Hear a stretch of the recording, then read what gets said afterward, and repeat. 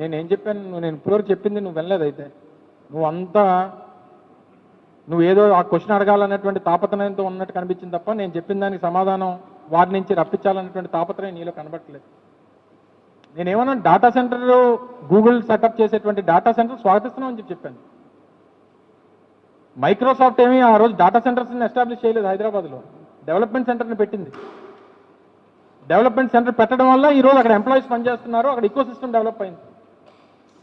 So నేను అనేది ఏంటంటే, ఆ రోజు రాజశేఖర రెడ్డి గారు ముఖ్యమంత్రిగా ఉన్నప్పుడు అచ్యుతాపురంలో బ్రాండిక్స్ తెచ్చాం. ఐడియా ఉంది కదా. ఎకరం రూపాయికి ఇచ్చారు. ఆ రోజు 1000 ఎకరాల్లో ఎకరం రూపాయి చెప్పిన. ఎందుకు ఇచ్చాం? 60,000 మందికి ఉపాధి కల్పిస్తారనేటువంటి కమిట్మెంట్ ఇచ్చారు కాబట్టి ఇచ్చాం. ఈరోజు నిజంగా బ్రాండిక్స్ అక్కడ స్థాపించడం వల్ల కదా అక్కడ ఈకో సిస్టమ్ డెవలప్ అయింది. ఈరోజు 1,00,000 మంది పనిచేస్తున్నారు అచ్యుతాపురం సెస్లో. డైరెక్ట్ ఎంప్లాయీస్ 1,00,000 మంది ఉన్నారు అచ్యుతాపురం సెస్లో.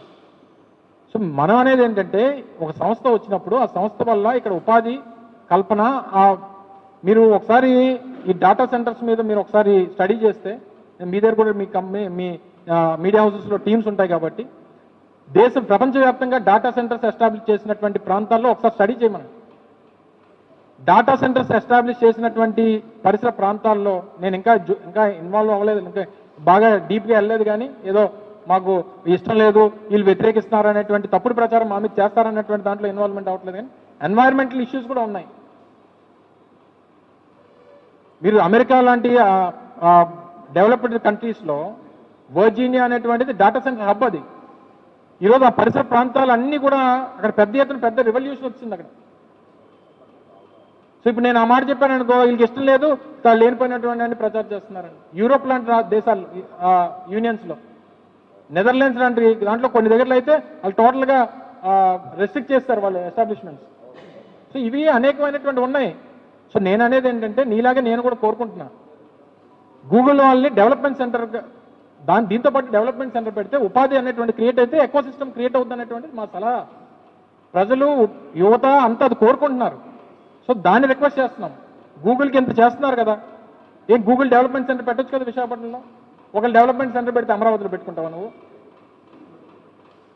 ఈ ఆఫ్టర్ ఎఫెక్ట్స్ అన్నీ కూడా మాలాంటి విశాఖపట్నానికి ఒకళ్ళు డెవలప్మెంట్ సెంటర్లు ఏమైనా పెడితే నువ్వు అప్పుడు అమరావతికి ఏమైనా ప్రపోజ్ చేస్తావా? సో ఇవన్నీ కాదు, ఎక్కడైతే మనం ప్రపోజ్ చేస్తామో, ఈ ప్రపోజ్ చేసినటువంటి ప్రాంతంతో ఏవైతే ఇష్యూస్ ఉన్నాయో ఆ ఇష్యూస్ని నివృత్తి చేయడం, ఇష్యూస్తో పాటు దాన్ని ఓవర్కమ్ చేసుకునేటువంటి దానికి ఆల్టర్నేట్ కూడా క్రియేట్ చేయాలనేటువంటిది మా తాలూకు సజెషను.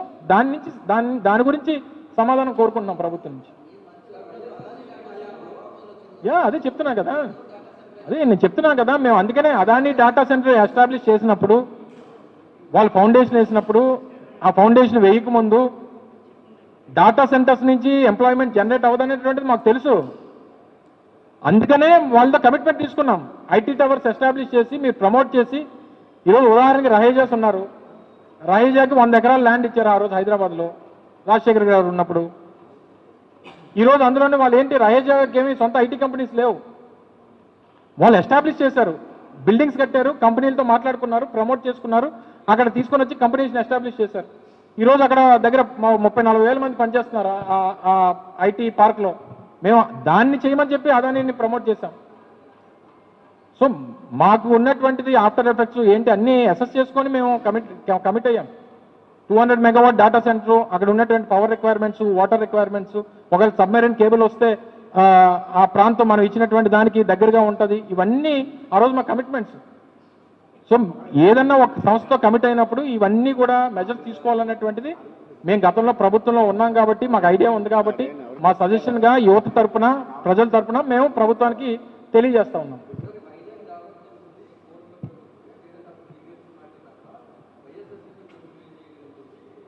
ఏం చేసింది చెప్పమనండి, ఒకటన్నాను చెప్తే పొందాను, నేను సమాధానం చెప్తాను.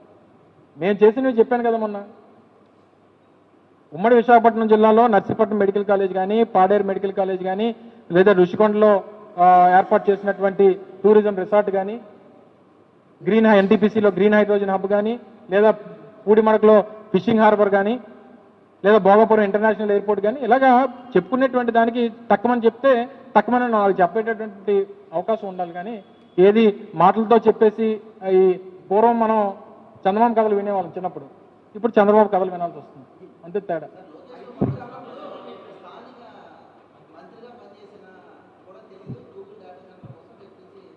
సరే చెప్పాను కదా, నేను చెప్తున్నాను కదా, నేను మాట్లాడిన దాంట్లో మీకు ఎవరికైనా ఏదైనా అబ్జెక్షన్ ఉంటే చెప్పండి.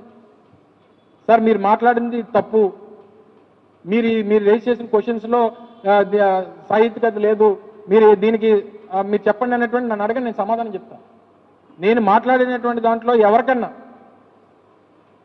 గతంలో నేను పనిచేసినటువంటి సంబంధించినటువంటి శాఖ మంత్రిగా పనిచేసినటువంటి నేను వారికి ఛాలెంజ్ చేస్తా ఉన్నా. ఎవరన్నా నేను వేసినటువంటి ప్రశ్నల్లో ఇది నేను సొంతంగా నాకున్నటువంటి అవగాహన మేరకు కొంతమంది నిపుణులతో మాట్లాడి వేసినటువంటి ప్రశ్నలు ఇవన్నీ కూడా.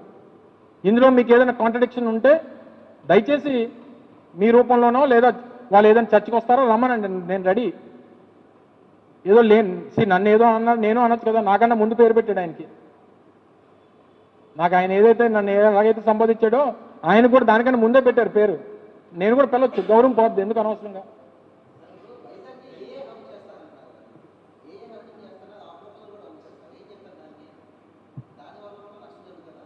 గతంలో మా ఫైనాన్స్ మినిస్టర్ పనిచేసినటువంటి రాజేంద్రనాథ్ రెడ్డి గారు ఒక మాట చెప్పారు.